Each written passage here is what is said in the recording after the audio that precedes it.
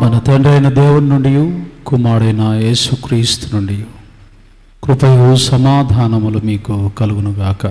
ఆమేన్. దయచేసి అందరూ కూర్చోనండి.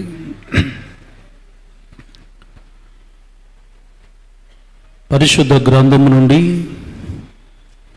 దేవుని వాక్యమును చదువుకొని చిన్న ప్రార్థన చేసుకున్న తర్వాత వాక్య సందేశంలోనికి వెళ్దాం.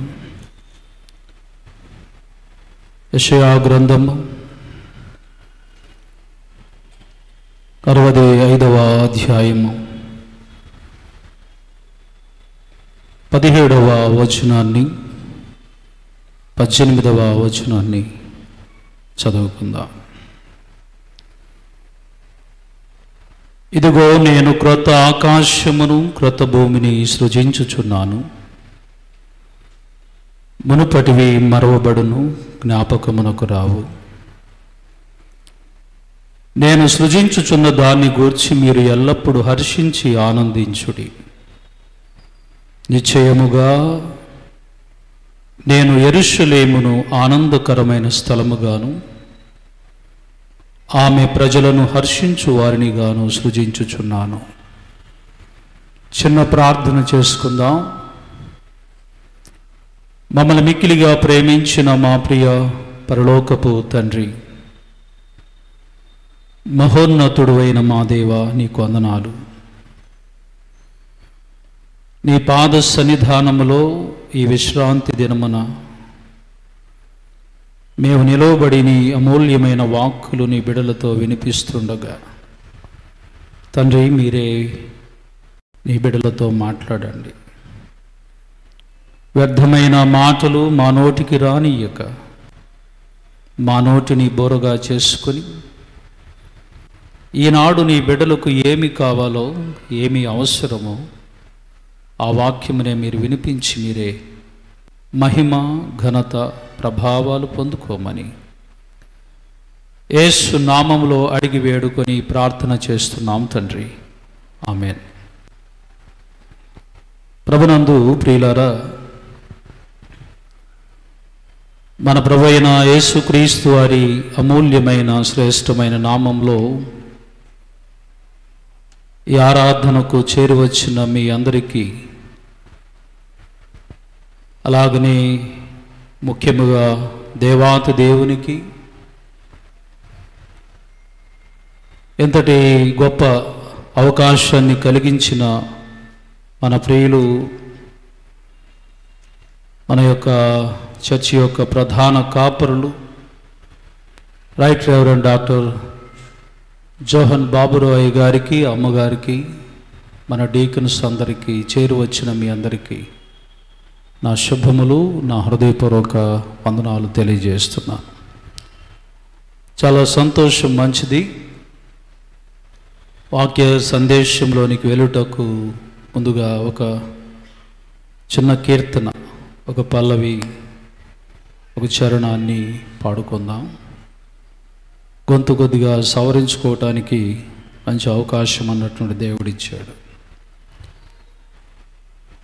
నమ్మకమైన దేవుడు అయినా నీవే చాలు యేసయ్య అనే ఒక కీర్తన పాడుకుందాం. నమ్మకమైన దేవుడవైనా నీవే చాలు యేసయ్యా, నమ్మకమైన దేవుడవైనా నీవే చాలు యేసయ్యా. నేనేమైనా ఏ స్థితిలో ఉన్నా, నేనేమైనా ఏ స్థితిలో ఉన్నా నీవుంటే చాలు యేసయ్యా, నీవుంటే చాలు యేసయ్యా. నమ్మకమైన దేవుడవైనా నీవే చాలు యేసయ్యా.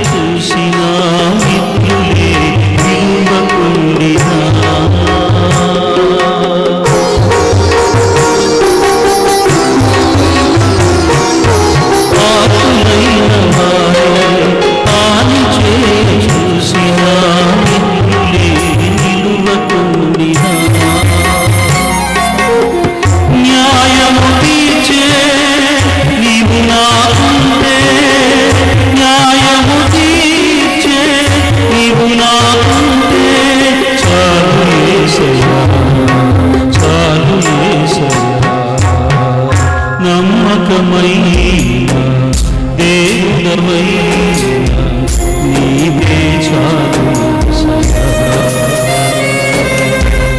నమ్మకమైన దేవుడవైనా నీవే చాలు యేసయ్యా.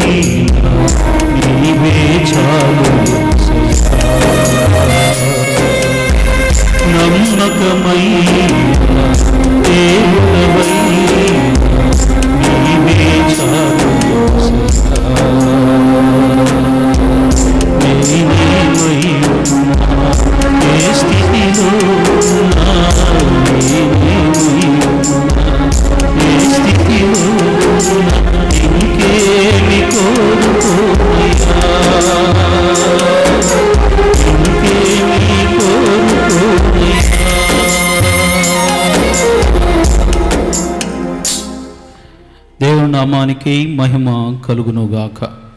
ఆమేన్. ప్రభునందు ప్రియమైన దేవుని బిడ్డలారా, మన ప్రభువైన యేసుక్రీస్తు వారి శ్రేష్టమైన నామములో మీ అందరికీ మరి ఒకసారి నా శుభాలు తెలియజేస్తున్నాను. ఈరోజు మనము ధ్యానం చేసుకుంటున్న వాక్య అంశము, పరలోక పౌరులుగా మనం ఉండుట కొరకు భూలోకములో ఎలాంటి పౌరులుగా మనం ఉండాలి. మరి ఒకసారి చెప్తున్న అంశాన్ని మనసులో పెట్టుకోండి. పరలోక పౌరులుగా మనం ఉండుట కొరకు భూలోకంలో మనం ఎలాంటి పౌరులుగా ఉండాలి. ఈరోజు చదవబడిన వాక్య అంశాన్ని మనము ధ్యానం చేస్తున్నప్పుడు పాత నిబంధన పాఠ్యభాగం మీద ముందుగా మన యొక్క దృష్టిని కేంద్రీకృతం చేసుకోవాలని కోరుతున్నాను. ఇక్కడ ప్రవక్త అయిన యెషయా భక్తుడు ద్వారా దేవదేవుడు మాట్లాడుతూ ఆయన తెలియజేస్తున్నటువంటి మాటలు 17-18 వచనాలలో చూస్తుంటే, ఇదిగో నేను క్రొత్త ఆకాశమును క్రొత్త భూమిని సృజించుచున్నాను, మునుపటివి మరవబడును, జ్ఞాపకమునకు రావు అంటున్నాడు. జాగ్రత్తగా ఇక్కడ మనం ఆలోచన చేస్తున్నప్పుడు దేవాతి దేవుడు తెలియచెప్తున్నటువంటి మాటలలో అంతరార్థం ఏమిటి అనేది మనం తెలుసుకోవాలి. ఏమంటున్నాడు? ఇదిగో నేను క్రొత్త ఆకాశమును క్రొత్త భూమిని సృజించుచున్నాను, మునుపటివి మరువబడును, జ్ఞాపకమునకు రావు. ఎప్పుడైనా ఇలాంటి రెఫరెన్స్లు మనం చదువుతున్నప్పుడు మనకు రావలసినటువంటి ఒక ప్రశ్న ఏమిటంటే, వై? ఎందుకు దేవుడు క్రొత్త ఆకాశమును క్రొత్త భూమిని సృజిస్తున్నాడు? పాతవేమైనవి, ఇప్పుడు మనం భూమి మీదనే ఉన్నాము, ఆకాశము క్రిందనే ఉన్నాము కదా.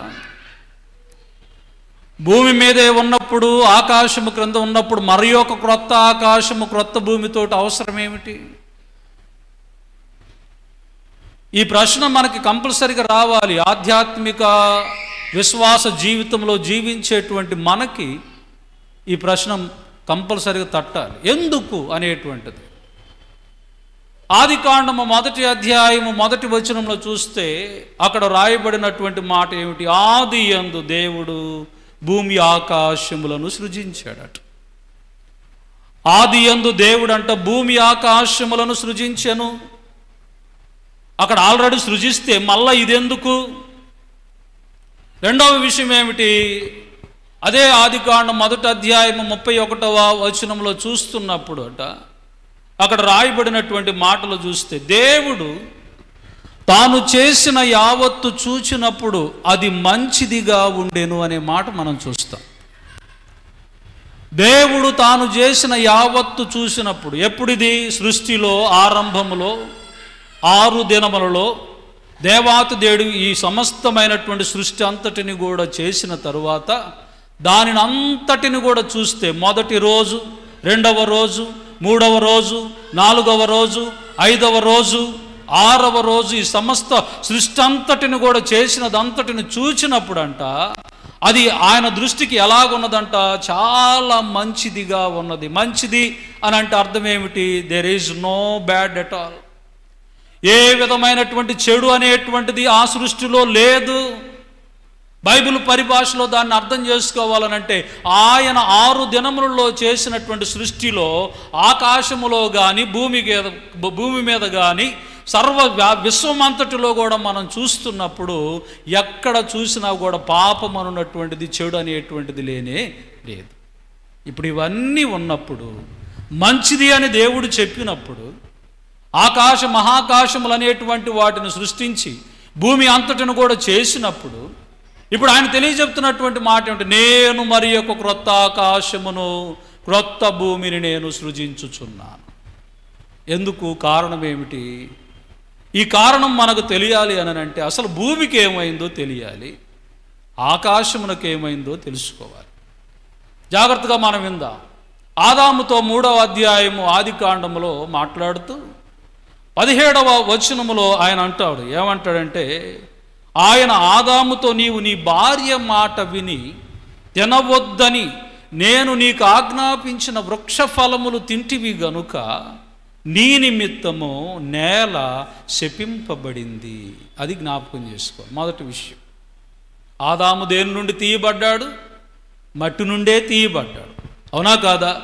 ఆదాము మట్టి నుండే తీయబడినప్పుడు నీవు మన్నైపోవదు అనేటువంటి శాపం అనేటువంటిది దేవాతి దేవుడు ఇచ్చాడు. ఇప్పుడు ఆ మట్టిగా ఉన్నటువంటి ఆ భూమి ఏమైందంట? శపించబడిందట. ఈ శపించబడినటువంటి ఈ భూమి మీద దేవుడు పాదం అన్నటువంటిది మోపనే మోపడు. రేపటి రోజున ఆయన రాజ్యములో ఆయనకేం కావాలి అనంటే ఆయన రాజ్యము పరిశుద్ధతతో కూడినటువంటిది, పవిత్రతతో కూడినటువంటిది. ఇప్పుడు ఈ భూమి అనేటువంటిది ఈ రీతిగా శపించబడిపోయింది. మరి ఆకాశమునకు ఏమైంది?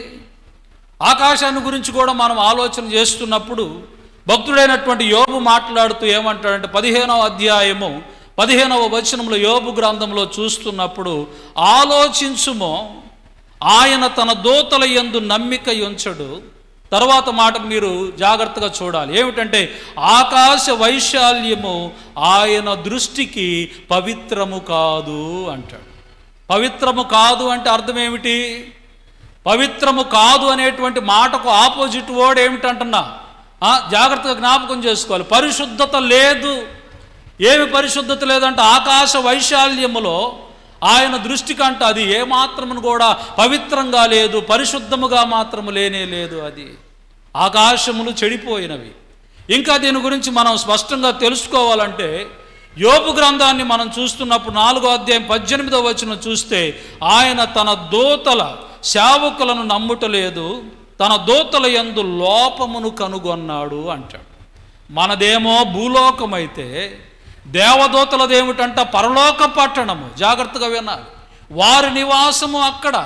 ఆ ఆకాశముల యందు నివసించేటువంటి దేవదూతల్లో ఆయన నమ్మిక ఉంచటం లేదు, అది పవిత్రంగా లేదు. రెండవ విషయాన్ని చెప్తున్నటువంటి మాట ఏమిటంటే, ఆయన దూతల్లో దేవాతి దేవుడు ఏం కనుగొంటున్నాడంట? లోపమును కనుగొంటున్నాడు. ఎందుకు లోపము? కారణం ఏమిటి? దీని గురించి మనం ఆలోచన చేయాలి కొద్దిసేపు.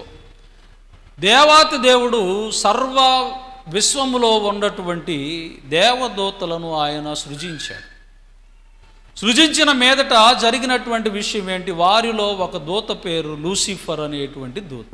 ఏ దూత? లూసిఫర్ అనేటువంటి దూత. దీని గురించి యెషయా భక్తుడు అంటాడు, 14, 12 నుండి 17 వచనంలో చూస్తే, వేకువ చుక్క తేజో నక్షత్రమా అని సంబోధిస్తాడు. జాగ్రత్తగా వినాలి వాక్యం. వేకువ చుక్క తేజో నక్షత్రమా, నీవేళ ఆకాశములో నుండి నేలమట్టు వరకు నువ్వు త్రోసివేయబడ్డావు. ఎందుకు త్రోసివేయబడిందంట? అది దాని యొక్క మరి త్రోసివేయబడటానికి కారణం ఏమిటంటే, నీవు మహోన్నతునితో నిన్ను నీవు సమానునుగా ఎంచుకున్నావు. వాస్తవానికి ఇక్కడ జ్ఞాపకం చేసుకోవాల్సినటువంటి విషయం ఏంటంటే, దేవాతి దేవుడు సృష్టించినటువంటి దేవుడితోటే ఇది సమానుడుగా ఎంచుకొని, ఆయనకు పైగా సింహాసనములు అనేటువంటి వాటిని వేసుకొని, తనకంటూ కొంత దేవదూతల పరివారమును అన్నటువంటి వాటిని సిద్ధపరుచుకొని, దేవునికి వ్యతిరేకమైనటువంటి విధానంలో యుద్ధము చేయుట కొరకు అది ఎంతగానో ప్రయత్నం చేసిందట. అది చూసిన దేవుడు దానిని నేలమట్టు వరకు త్రోసివేశాడు. ఇప్పుడు ఏమైపోయింది? ఆకాశము కూడా అపవిత్రమైపోయింది, భూమి ఏమైపోయింది? అపవిత్రమైపోయింది.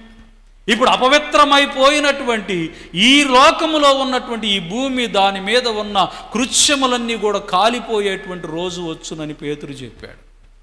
పేతురు భక్తుడు ఏమంటున్నాడంటే, దీని మీద ఉన్నటువంటి కృత్యములన్నీ కాలిపోవును, పంచభూతములు మిక్కటమైన వేండ్రముతో లయమైపోవును, ఏ ఒక్కటి కూడా ఈ చూస్తున్న విశ్వములో ఒక్కటి కూడా ఉండనే ఉండదు. అందుచేతనే ఈ అపవిత్రమైనటువంటి ఈ సృష్టి అంతటిని కూడా నేను తీసివేసి నూతనమైనటువంటి సృష్టిని సృష్టించబోతున్నాను.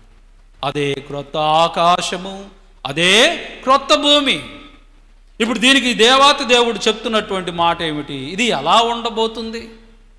ఏ రీతిగా ఉండబోతుంది? జాగ్రత్తగా మనము ఆలోచన చేసుకోవాలి. ఇది ఏ రీతిగా ఉండబోతుంది? ఈ యొక్క రాజ్యము, ఈ యొక్క క్రొత్త ఆకాశము, క్రొత్త భూమి, దీనికి భక్తులు ఏమని పేరు పెట్టారు అని అంటే, ఇక్కడేమో యెషయా భక్తుడు ఏమంటాడంటే యెరూషలేము అనేటువంటి పేరుతో పిలుస్తాడు. యెషయా భక్తుడు ఏమని అంటూ ఉంటాడు అని అంటే, యెరూషలేము 18వ వచనంలో చూస్తే, నేను సృజించుతున్న దాన్ని గురించి మీరు ఎల్లప్పుడూ హర్షించి ఆనందించుడి, నిశ్చయముగా నేను యెరూషలేమును ఆనందకరమైనటువంటి స్థలముగా అంటాడు. ఆయన ఇవ్వబడినటువంటి ఆ పేరు ఏంటి అంట? యెరూషలేము అనేటువంటి పేరు చెప్తున్నాడు. ఇప్పుడు మనం అర్థం చేసుకోవాల్సిన విషయం ఏంటంటే, భక్తుడైనటువంటి యోహాను పద్మాసు దీపంలో ఉండి ప్రకటన గ్రంథం రాస్తూ ఆయన పెట్టినటువంటి పేరు ఏమిటంటే, దానికి నూతన యెరూషలేము అనేటువంటి పేరు పెట్టాడు. ఆ నూతన యెరూషలేమునకే పరలోక పట్టణము అనేటువంటి పేరు. అర్థమవుతుందా? ఇప్పుడు ఈ పరలోక పట్టణం ఎలా ఉంటుందని అంటున్నాడంటే, ఇక్కడ ఆయన మాట్లాడుతూ చెప్తున్నాడు, అదంట ఆనందకరమైనటువంటి స్థలముగా ఉండును, ప్రజలు హర్షించేటువంటి స్థలముగా ఉండును. అక్కడ రోదనా ధ్వని వినపడదు, విలాప ధ్వనులు వినపడవు. మనము వేడుకొనక మునిపే నీకేమి కావాలో నాకేమి కావాలో ఆ దేవాతి దేవుడు నీకు నాకు ముందుగానే మేలు చేస్తాడు. నువ్వు అడగక మునిపే, నువ్వు కోరుకోక మునిపే నీ అవసరత అనేటువంటిది దేవుడు తీరుస్తాడు. అక్కడ తోడేళ్ళు గొర్రెలు కలిసి నివసిస్తాయి, సింహములైతే గడ్డి మేస్తాయి, పాములైతే మన్ను తింటాయి. ఇంకా అక్కడ ఏమి చూస్తామంటే, హాని అయినను నాశనమైనను అక్కడ ఏమాత్రమును కనపడదు. యెషయా చెప్పింది ఈ మాట మాత్రమే. కానీ ప్రకటన గ్రంథములో భక్తుడైనటువంటి యోహాను చెప్పినటువంటి మాటలను మనం చూస్తున్నప్పుడు 21వ అధ్యాయంలో మనం వెళ్ళినప్పుడు అక్కడ రాయబడిన మాటలు చూస్తే, అప్పుడు 3వ వచనం మీద దృష్టి పెడదాం. అప్పుడు ఇదిగో దేవుని యొక్క నివాసము మనుష్యులతో కూడా ఉన్నది, ఆయన వారితో కాపురముండును, వారాయన ప్రజలై ఉందురు, దేవుడు తానే వారి దేవుడై ఉండి వారికి తోడై ఉండును, ఆయన వారి కన్నుల ప్రతి బాష్ప బిందువును తుడిచివేయును, ఇంకను మరణం అక్కడ ఉండదు, దుఃఖమైనను ఏడుపైనను వేదనైనను ఉండదు. మొదటి సంగతులు గతించిపోయినవని సింహాసనములో నుండి వచ్చిన గొప్ప స్వరము చెప్పుట వింటిని. తర్వాత 6వ వచనంలో, మరియు ఆయన నాతో ఇట్లనెను, సమాప్తమైనవి, నేనే అల్ఫాయు ఒమేగయు, అనగా ఆదియు అంతమునై ఉన్నవాడును. దప్పిగొను వానికి జీవజల బొగ్గలోని జలములను నేను ఉచితముగా ఇస్తాను. ఏముండదంట? ఏడుపు అక్కడ ఉండదంట, దుఃఖం ఉండదంట, మరణం ఉండదంట, వేదన ఉండదంట. యేసు ప్రభు వారు ప్రతి ఒక్కరి కన్నీటి బాష్ప బిందువులను ఆయన తుడిచివేస్తూ ఉన్నాడట. అలాగనే ప్రతి ఒక్కరిని ఎక్కడికి తీసుకుని పోతున్నాడంట? జీవజల బొగ్గ దగ్గరకు తీసుకుని పోయి వాటిని జుర్రుకొని తాగండి అని అంటున్నాడట. ఇందులో ఒక హైలైట్ విషయం ఏంటో తెలుసునా? దేవుని నివాసము మనుష్యులతో కూడా ఉన్నది, ఆయన వారితో కాపురముండును. ఆ మాట మీద నేను ఈరోజు కొద్దిసేపు మాట్లాడాలనుకుంటున్నా. ఒక మంచి భర్త దొరికితే నా కాపురం ఎంత బాగుందో అని అంటాం కదా. ఒక మంచి భార్య దొరికితే నా కాపురం ఎంత బాగుందో అని చెప్పుకుంటాం. ఎందుకు? మంచి భార్య, మంచి భర్త గనుక మా కాపురం చాలా సుఖంగా ఉందని అంటాం. అదే దేవాతి దేవునితో ప్రేమామయుడై, కరుణామయుడై, కృపామయుడై ఉండి నిన్ను ప్రేమించి నీ కొరకు నా కొరకు కలువరిలో ప్రాణము పెట్టినటువంటి ఆ యేసు క్రీస్తుతో నిత్యము నీవు నేను నివాసం ఉండటం అంటే, ఆయనతో కాపురం ఉండటం అంటే ఇంక అది ఎలా ఉంటుంది? అది మీ ఊహకే నేను వదిలేస్తాను. ఎంత అందముగా ఉంటుంది, ఎంత సంతోషముగా ఉంటుంది, ఎంత మరి హాయిగా ఉంటుంది. అంత అందమైనటువంటిది ఆ పరలోక పట్టణము, అంత శ్రేష్టమైనటువంటిది ఆ పరలోక పట్టణము. ఇప్పుడు ఈ రోజున మిగిలిన వాక్యం నేను చెప్పాలంటే ఇక్కడ ఒక ప్రశ్న మిమ్మల్ని అడిగి చెప్పాలి. ఎంత అందమైనటువంటి పరలోక పట్టణం, ఈ నూతన యెరూషలేము. దుఃఖము, బాధ, వేదన, రోగము, కన్నీళ్లు, కష్టము, ఏమాత్రం ఆకలి దప్పులు లేనటువంటి నిత్యము యేసయ్యతో నివాసం ఉండేటువంటి ఆ పరలోక పట్టణము ఇక్కడ కూర్చున్న మీలో ఎంతమందికి కావాలి అని అడుగుతున్నాను. ఒక్కళ్ళు కూడా తలోపలేదంటే మీరు అందరు నరకానికి పోవాలని ఆశపడుతున్నారన్న అర్థమవుతుందా? ఎంతమందికి కావాలో మర్యాదగా చేతులు ఎత్తి చూపించండి. నాకు ఆపు చేతులు ఎత్తితే ఆపు పరలోకమే, పుల్లు చేతులు ఎత్తితే పుల్లు పరలోకం. ఎంతమందికి కావాలి అని అంటే మనకేం కావాలి, మనం ఎలా ఉండాలి? ఈ రోజున మనకు ఇవ్వబడినటువంటి సువార్త పాఠ్య భాగం మీద మన యొక్క దృష్టిని పెట్టుకుందాం. దేవుని బిడ్డలారా తీయండి ఒకసారి. మరి మత్తయి సువార్త 5వ అధ్యాయము, మత్తయి సువార్త 5వ అధ్యాయము 13వ వచనము నుండి మనము ధ్యానం చేసుకుందాం. మీరు లోకమునకు ఉప్పై ఉన్నారు, ఉప్పు నిస్సారమైతే అది దేని వలన సారము పొందును? అది బయట పారవేయబడి మనుష్యుల చేత త్రొక్కబడుటకే గాని మరి దేనికి నీ పనికిరాదు. మీరు లోకమునకు వెలుగై ఉన్నారు, కొండ మీద ఉండు పట్టణము మరుగై ఉండనేరదు. మనుషులు దీపమును వెలిగించి కొంచెము క్రింద పెట్టరు, కానీ అది ఇంట నుండి వారందరికి వెలిగించుటకై దీపస్తంభము మీదనే పెట్టుదురు. మనుష్యులు మీ సత్క్రియలను చూచి పరలోకమందున్న మీ తండ్రిని మహిమపరుచునట్లు వారి ఎదుట మీ వెలుగును ప్రకాశింపనీయుడి.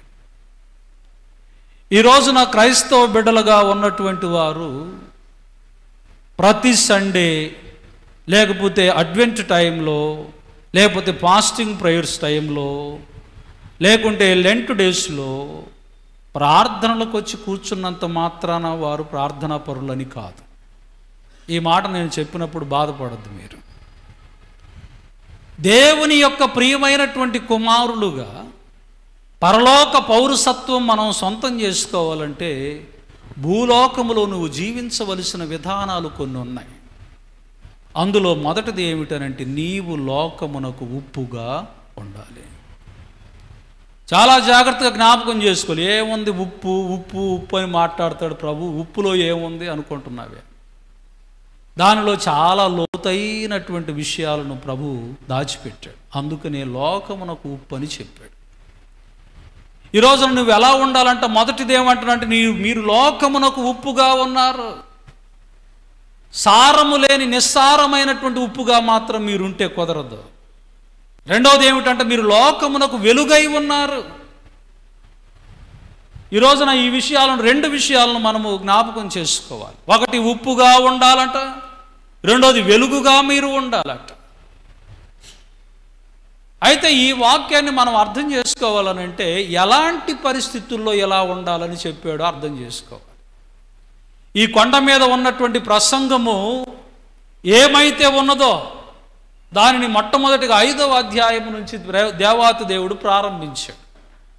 ధన్యతల గురించి మాట్లాడుకుంటూ వస్తూ ఆయన 11వ మరి వచనంలో ఒక మాటను తెలియచెప్పాడు. ఏమంటాడు? నా నిమిత్తము జనులు మిమ్మను నిందించి హింసించి మీ మీద చెడ్డ మాటలెల్లా పలుకున్నప్పుడెల్లా మీరు ధన్యులు, సంతోషించుడి, ఆనందించుడి, పరలోకమందు మీ ఫలము అధికమగును. ఇలాగున వారు మీకు పూర్వమందుండిన ప్రవక్తలను కూడా హింసించిరి అని అంటాడు. ఏ సమయంలో ఉండాలంట, ఏ పరిస్థితుల్లో ఉండాలనంట? క్రైస్తవ జీవితం అనేటువంటిది ఎప్పుడు కూడా పూలబాట అనేటువంటిది కానే కాదు, అది ఎప్పుడు ముళ్ళబాటే. అందుకనే ప్రభు అన్నాడు ఇరుకు ద్వారము అని అన్నాడు దానిని. ఏ ద్వారం అట? అది ఇరుకు ద్వారము. క్రైస్తవ బిడ్డలుగా ఉన్నటువంటి వారు నిజమైన క్రైస్తవ జీవితాన్ని జీవిస్తూ ఉండే వారి జీవితాల్లో ఈనాటికి ఈ భారతదేశంలో ఎక్కడెక్కడ చూసినా ఎన్నో హింసాత్మకమైన ఘటనలు జరుగుతున్నాయి. నడిబొడ్డులో మనం ఉన్నాం కనుక మనం సేఫ్గా వచ్చి ఆరాధనలు జరుపుకుంటున్నాం. జమ్మూ కాశ్మీర్, గుజరాత్, ఉత్తరప్రదేశ్, మధ్యప్రదేశ్ ఈ ప్రాంతాల్లో చూస్తున్నప్పుడు, మహారాష్ట్ర ప్రాంతాల్లో చూస్తున్నప్పుడు అనేక మంది క్రైస్తవ బిడ్డలకి ఎన్నో హింసాత్మకమైన పరిస్థితులు సంభవిస్తున్నాయి. ఆ పరిస్థితులు అనేటువంటివి సంభవిస్తున్నప్పుడు, వేధిస్తున్నప్పుడు, బాధిస్తున్నప్పుడు మీరు అలాంటి పరిస్థితుల్లో మీరు ఎలా ఉండాలి అని అంటే, ఏ రకంగా ఉండాలంటే లోకమునకు ఉప్పుగా ఉండాలి. మీ విశ్వాసము కోల్పోయేటట్లుగా ఉండకూడదు.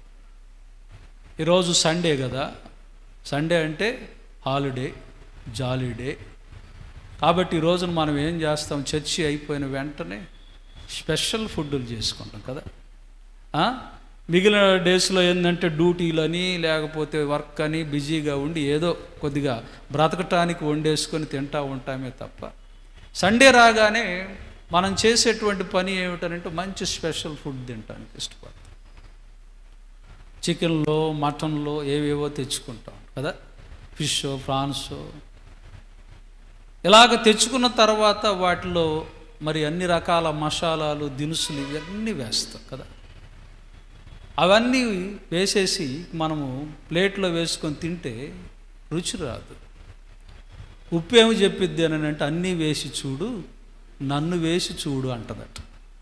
నువ్వు ఎన్ని మసాలాలు వేసినా, ఎన్ని రకాలైన దినుసులు వేసినా సరే ఆ కూర రుచిగా ఉండాలని అంటే దానికి కావాల్సింది ఏమిటంటే ఉప్పు కావాలి. సరే, ఏదేమైనప్పటికీ కూడా ఆ ఉప్పు మనకేం చేసిందంటే రుచిని దయచేసింది. ఉప్పు గురించి మాట్లాడుతూ ప్రభువు వారు ఇక్కడ చెప్తున్నటువంటి మాటల్లో మరి ఉప్పుకున్నటువంటి గుణ లక్షణాలు ఏమిటనంటే, అనేకమైనటువంటి పదార్థములు ఏవైతే ఉన్నాయో అవి చెడిపోకుండా చేస్తుంది. మాంసమును కానీ, ఇతర రకాలైనటువంటి పచ్చళ్ళను కానీ, ఇంకా రకరకాలైనటువంటి వస్తువులు ఏవైతే ఉన్నాయో అవి చెడిపోకుండా ఉంటాయి. దేవుడు మీరు లోకమునకు ఉప్పై ఉన్నారని చెప్పటంలో మొట్టమొదటి ఉద్దేశం ఏమిటి అని అంటే, ఈ లోకమంతా కూడా చెడిపోయి ఉన్నా, ఈ లోకములో బ్రతుకుతూ ఉన్నటువంటి నీవు ఏమాత్రమును యేసుని ఎరిగినప్పుడు, యేసులోనికి వచ్చినప్పుడు ఎన్ని శ్రమలున్నా, ఎన్ని బాధలున్నా, ఎన్ని కష్టములున్నా, అలాగని ఎన్ని రకాలైనటువంటి శోధనలు నిన్ను లాగి చెరపట్టి లాగుచూ ఉన్నా, నీవు మాత్రము చెడిపోకుండగా, ఇతరులను చెడగొట్టకుండగా నీ విశ్వాసాన్ని నువ్వు చాలా జాగ్రత్తగా కాపాడుకోవాలని ఉప్పు నీకు తెలియజెప్తుంది.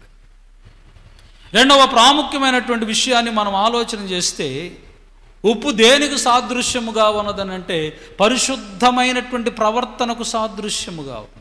ఉప్పు అంటే ఎలా ఉంటుంది? దాని కలరు ఎలా ఉంటుంది? వైట్గా ఉంటుంది. ఇప్పుడంటే రాక్ సాల్ట్ అని, ఆ సాల్ట్ అని ఇలాంటి సాల్ట్లు వచ్చినాయి. కానీ మనం ఎప్పుడు వాడేటువంటి ఉప్పు ఏమిటంటే తెల్లగానే ఉంటుంది. తెలుపు దేనికి సాదృశ్యము అని అంటే అది పరిశుద్ధతకు, పవిత్రతకు సాదృశ్యము. జ్ఞాపకం చేసుకోవాలి.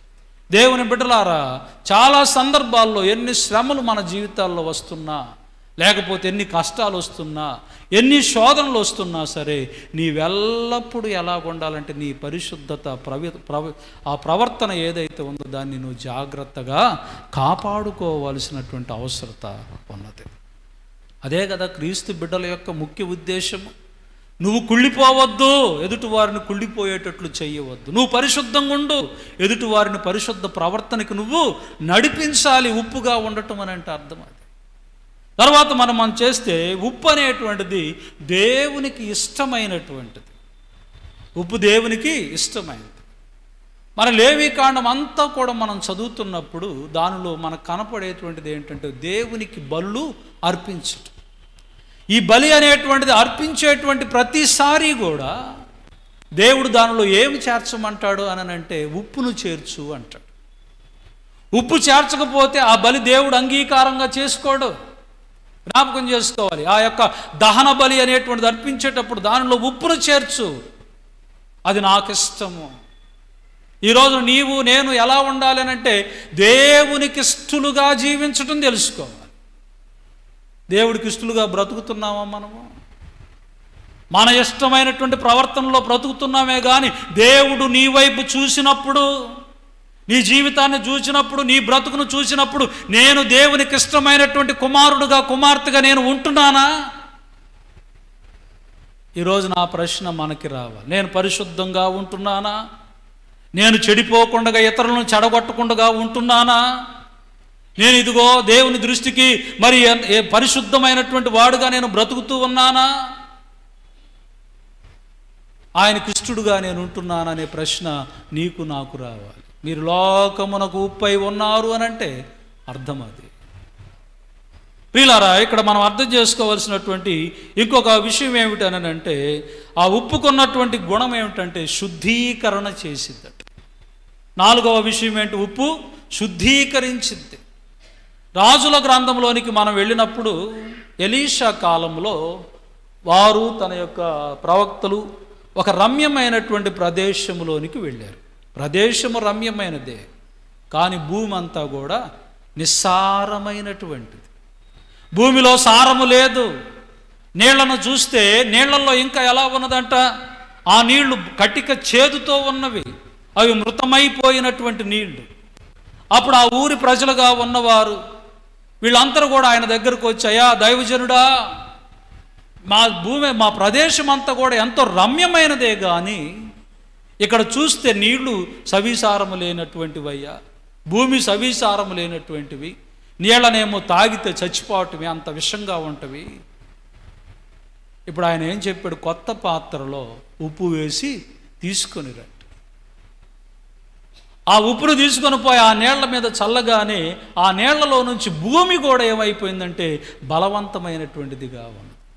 ఈ రోజున మీరేం చేయాలో తెలుసా? చెడిపోయిన ఈ లోకమును, పాడైపోయినటువంటి ఈ లోకములో రక్షించబడినటువంటి విశ్వాసిగా, ప్రార్థనాపరుడుగా, దేవుని యొక్క కుమారుడుగా, కుమార్తెగా నీవు ఇక్కడకు వచ్చినప్పుడు నీవు అనేక మంది చెడినటువంటి వారుగా ఉన్నవారిని నీవు కాపాడేటువంటి బిడ్డగా నీవు ఉండాలి. నీ ప్రవర్తన చూసి అమ్మో యేసయ్య దగ్గరికి అసలు పోనే పోకూడదురా అనేటట్టుగా ఉండకూడదు. మనలో చాలామంది ప్రవర్తన చూసినప్పుడు వీరా నిజమైన క్రైస్తవులు,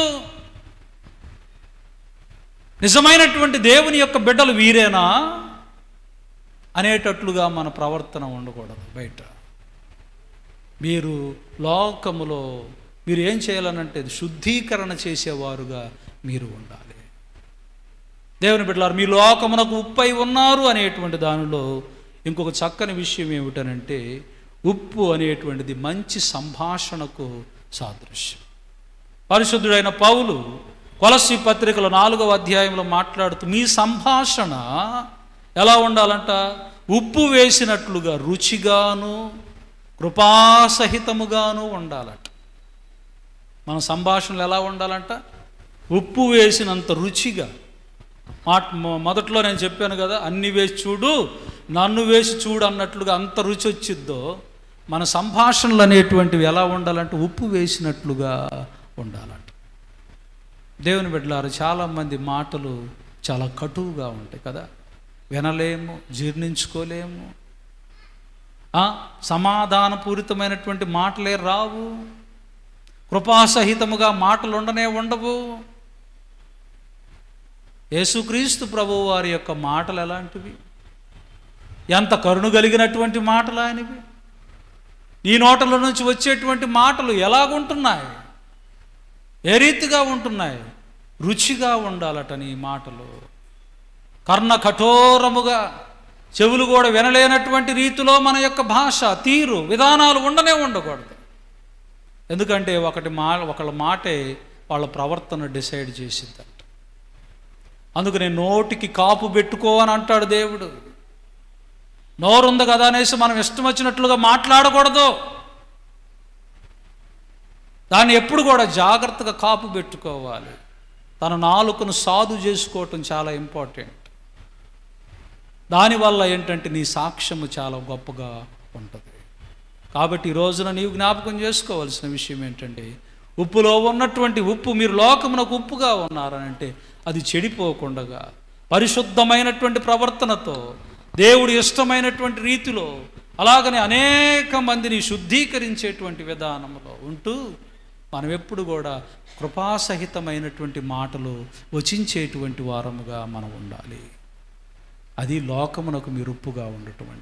అలాగ మీరు ఉంటున్నారా లేదా అనే ప్రశ్న మన హృదయంలో మనకు ఉండాలి. అలాగ మనం ఉండగలుగుతున్నామా లేదా జాగ్రత్తగా ప్రశ్నించుకోవలసినటువంటి అవసరత ఈ రోజున దేవుడు మిమ్మల్ని అడుగుతున్నాడు. మీరు ఎలా ఉంటున్నారు నాయనా?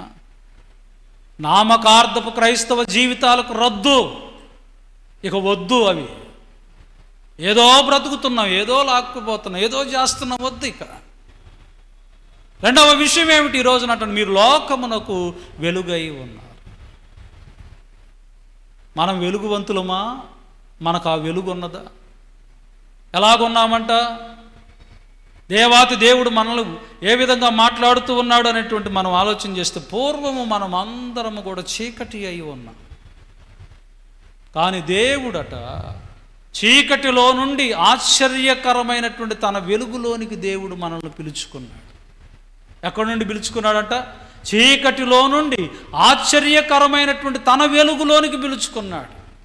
మన బ్రతుకులంతా కూడా చీకటే. యెషయా ప్రవక్త చెప్పినట్లుగా చీకటిలో నడుచు జనులు గొప్ప వెలుగును చూస్తున్నారు, మరణఛాయ గల దేశ నివాసుల పైన వెలుగు ప్రకాశించుచున్నది.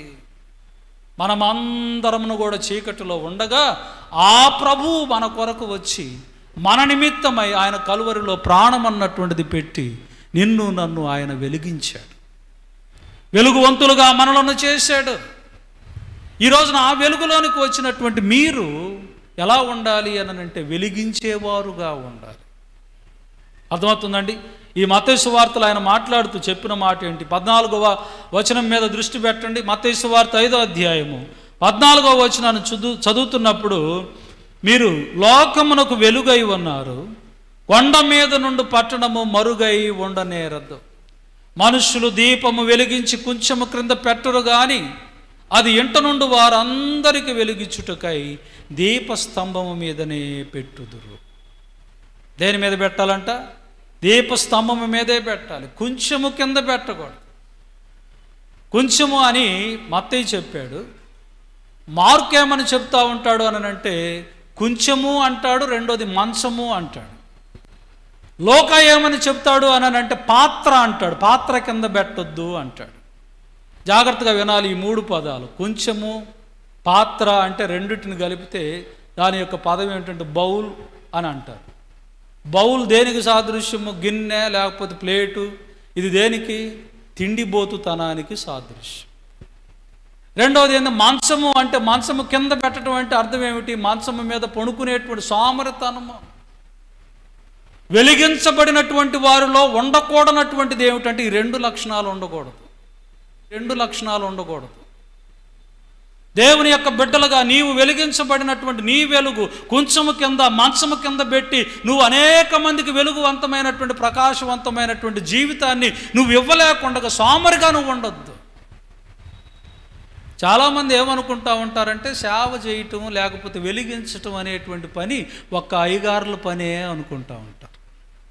ఎవరి పని అనుకుంటారు? ఒక్క అయ్యగారుల పనే. వాళ్ళే కదా సేవ చేసేటానికి వచ్చినటువంటి వాళ్ళు, వాళ్ళే కదా సేవ చేయటానికి వచ్చినటువంటి వారు, కనుక వాళ్ళ పనే అది అని అనుకుంటా ఉంటారు. నో,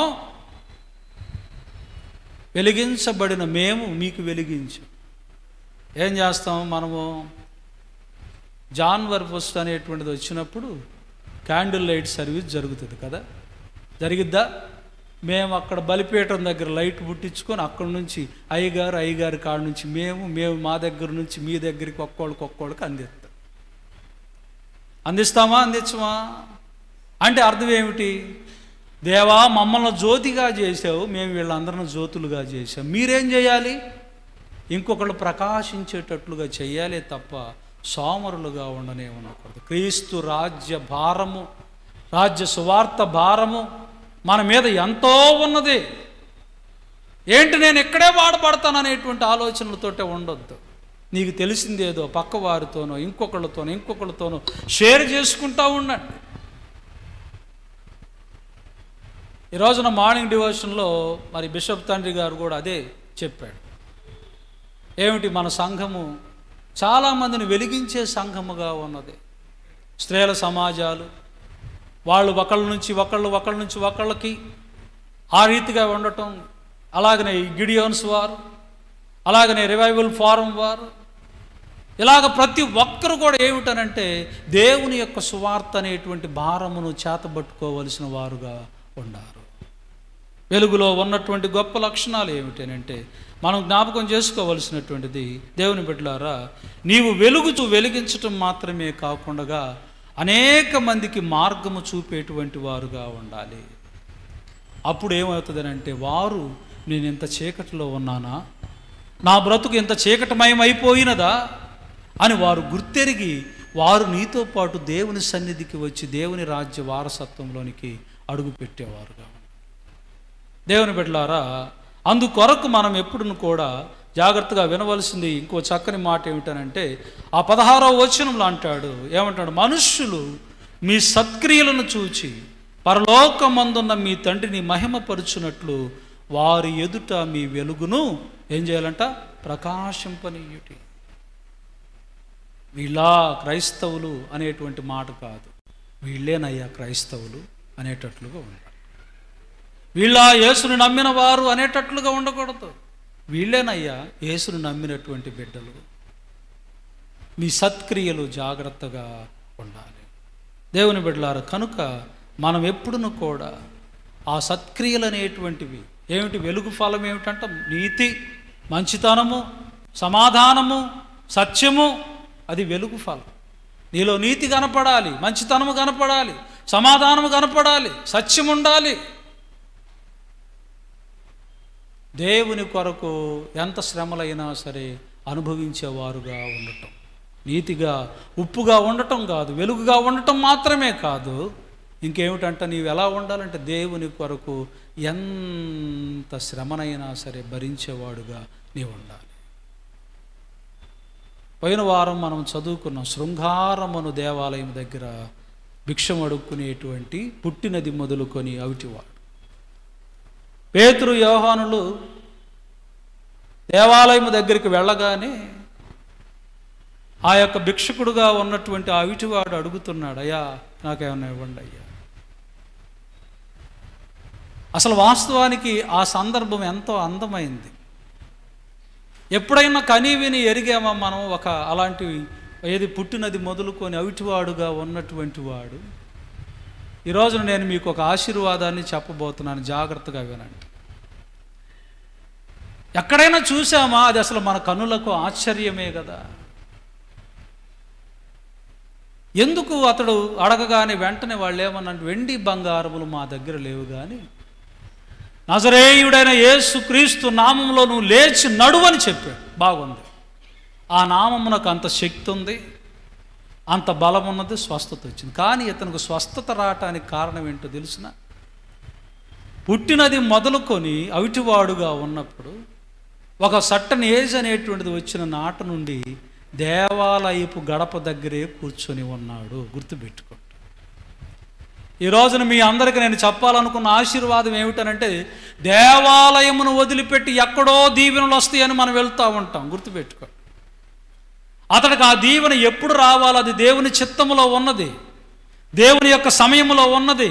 ఆయన సమయం వచ్చినప్పుడు ఆ యొక్క ఉన్నటువంటి ఆ కుంటివాడిని దేవుడు ఎలా స్వస్థపరచాలో దేవాతి దేవునికి తెలుసు.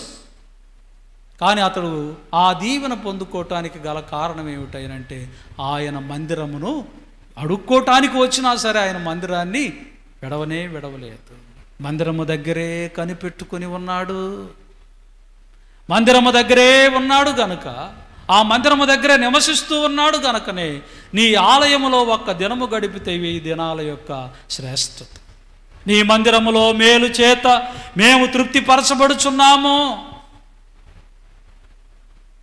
ఆ మేలు అతనికి తలిగింది.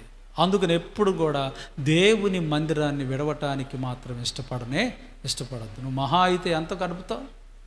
2 గంటలు. ఆ 2 గంటల్లో ఆరాధన క్రమం, వాక్యాలు చదవటం కూడా అయిపోవాలా? నువ్వు అప్పుడు కదా వచ్చేది. ఆ వచ్చిన 1 గంట సమయం అయినా సరే అది నీకు ఆశీర్వాదకరంగానే ఉంటుంది. ఇప్పుడు స్వస్థపరిస్తే వాళ్ళు ఏం చేయాలి? అప్రిషియేట్ చేయొద్దు.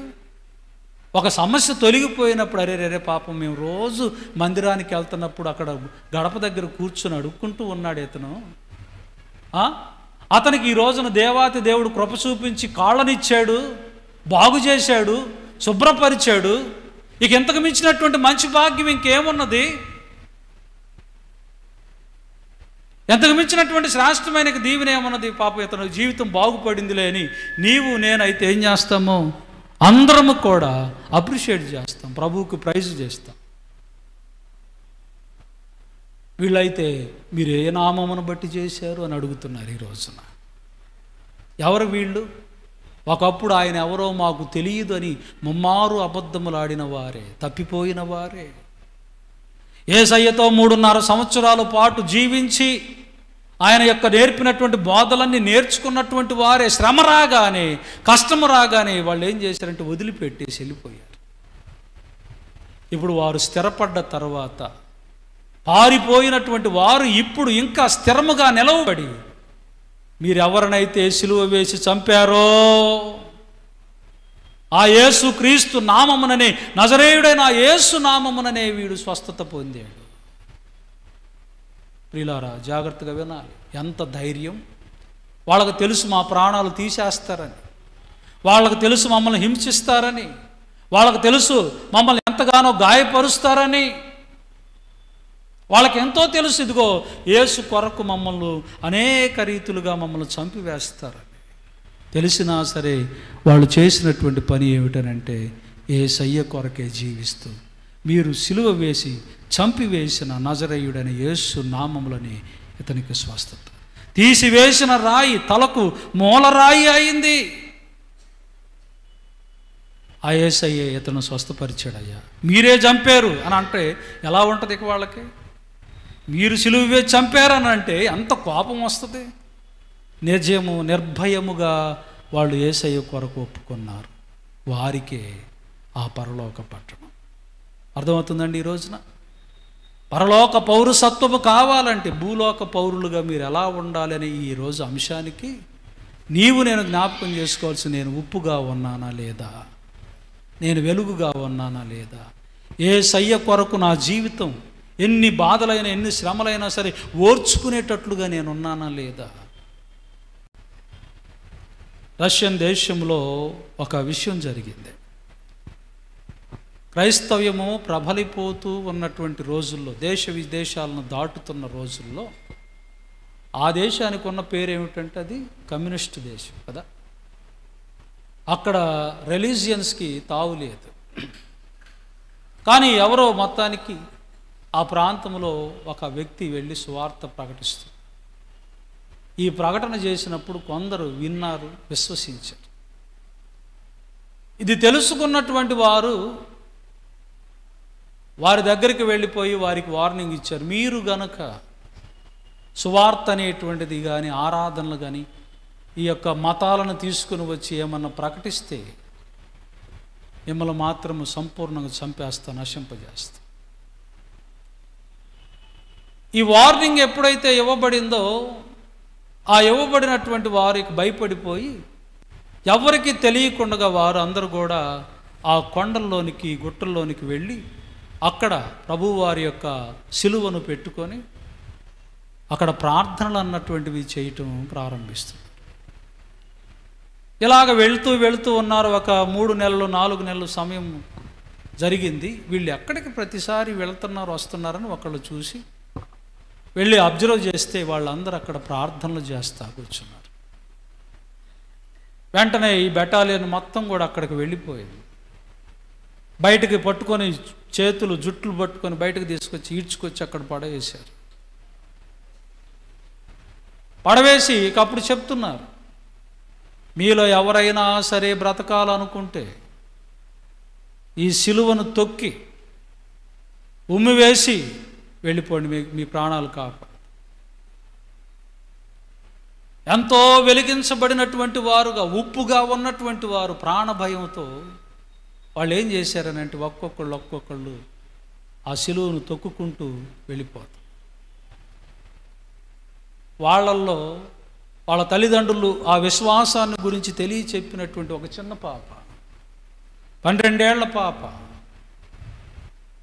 చివరగా వెళుతూ ఆ సిలువను తీసుకొని గుండెలకు హత్తుకొని ఆ మట్టి అంతా తుడుస్తూ తన గౌనుతో మట్టి తుడుస్తూ అందరూ చెప్తున్నారు. ఎవరు? ఈ గనస పట్టుకొని వచ్చిన వాళ్ళు చెప్తున్నారు, ఏయ్ పాపా, మర్యాదగా ఆ సిలువను తొక్కేసి ఉమ్మివేసి వెళ్ళిపో, నీ ప్రాణాలు పోగొట్టుకోబాకు. నో అంటుంది వెనకనొచ్చి. వీళ్ళేమో వెనక వైపు ఉన్నారు గనలు పట్టుకొని. మరలా రెండోసారి అదే వార్నింగ్, నో అంటుంది. మూడోసారి చెప్పినా కూడా వినలేదు. వెంటనే వెనక నుంచి బుల్లెట్స్ ఆ బిడ్డ గుండెలను కాల్చి పడేసి. ఇది చూస్తూ వెళుతూ ఉన్నటువంటి వాళ్ళందరూ ఎవరైతే ఉప్పుగా వెలుగుగా అప్పుడు దాకా ఉన్నామని పడిపోయారో వాళ్ళల్లో చైతన్యం వచ్చింది. ఆ చిన్న బిడ్డలో ఉన్నటువంటి విశ్వాసము కనీసం మాలో లేదే. ఆ చిన్న బిడ్డలో ఉన్నటువంటి విశ్వాసము మాలో లేదే. ఈ రోజున మేము ఎందుకొరకు అని వారందరూ కూడా వెనుక్కు తిరిగి మేము యేసు కొరకే జీవిస్తాం, యేసు కొరకే బ్రతుకుతాం. క్రైస్తవ సంఘాలు అనేటువంటివి ఎన్నో త్యాగాల మధ్య ఏర్పడ్డాయి, గుర్తుపెట్టుకోండి. ఆ రష్యా దేశంలో క్రీస్తు యొక్క జీవితం అనేటువంటి, క్రీస్తు యొక్క వాక్యం అనేటువంటిది, సంఘములు అనేటువంటి నిర్మించబడటానికి పునాదులు ఇలాంటి కార్యక్రమాలు. ఈ రోజున మీరు, నేను, మనందరం కూడా ఎలా ఉంటున్నాం? యేసు నిమిత్తమై ఒక నిందను భరించేటువంటి వారుగా మనం ఉండగలుగుతున్నామా? తెల్లని వస్త్రములు ధరించుకున్న వీరెవరయ్యా అని అడిగాడంట ప్రకటన గ్రంథంలో, ఆత్మాసు దీపములో. వీళ్ళు మహాశ్రమలు అనుభవించి నా కొరకు ఇదిగో నాయన జీవించిన వారయ్యా. వీళ్ళందరూ నాయన ఇప్పుడు నీ సింహాసనం దగ్గర కూర్చున్నారు. వీళ్ళందరూ ఎవరు? నా కొరకు ఎన్నో శ్రమలు, ఎన్నో బాధలు, ఎన్నో కష్టాలు భూలోకములు అనుభవించి విశ్వాసమును, భక్తిని, ప్రార్థనా జీవితాన్ని కాపాడుకున్నటువంటి వారయ్యా. వీళ్ళారా ఈ రోజున మనం ఎలా ఉంటున్నాం? మన సాక్ష్యం ఎలా ఉంటుంది? మన మాటలు ఎలా ఉంటున్నాయి? మన బ్రతుకు ఎలా ఉంటుంది? ఈరోజు మనం అదే ప్రశ్న వేసుకోవాలి. యేసయ్య కొరకు నేను ఏ విధంగా బ్రతుకుతున్నాను? నా సాక్ష్యం ఎలా ఉంటుంది? కనుక ఈరోజు నేను పాడినటువంటి పాటలో ఎన్ని కష్టాలు వచ్చినా, ఎన్ని శ్రమలు వచ్చినా, వాక్యానికి ముందు నేను ఎందుకు ఆ వచనాన్ని పాడానంటే, నీ ఉంటే చాలు యేసయ్యా. ఆప్తులుగా ఉన్నవారు కావచ్చు, లోకంలో ఎన్నో శ్రమలు కావచ్చు, ఇవన్నీ నన్ను వేధిస్తున్నా, బాధిస్తున్నా, యేసయ్యా నీ కొరకే నా బ్రతుకు, నీ కొరకే నా జీవితం. అలాంటి తీర్మానం మనం తీసుకున్నప్పుడే ఆ పరలోక రాజ్య పౌరసత్వం నీకు నాకు కలిగింది. ఆ నిత్య జీవజలము మనం జుర్రుకోగలుగుతాం. ఆయన రాజ్య వారసత్వంలోనికి మనము అడుగు పెట్టగలుగుతాం. అటు రీతిగా ఆ దేవాతి దేవుని కృప మనందరికీ తోడుగా ఉండాలని కోరుకుంటూ ఈ వాక్యాన్ని ముగిస్తూ, ప్రత్యేకముగా ఈ సమయంలో ఈ అవకాశం ఇచ్చిన మరి బిషప్ పై గారికి, మరి మన డీకన్స్ అందరికీ నా హృదయపూర్వకమైన వందనాలు. మీ అందరికి కూడా నా వందనాలు తెలియజేస్తాను. God bless you. దేవుడు మిమ్మల్ని అందరిని దీవించును గాక. ఆమేన్. సమస్త జ్ఞానమునకు మించిన దేవుని యొక్క సమాధానం మీ హృదయములకును మీ తలంపులకును కావలి ఉండును గాక. ఆమేన్.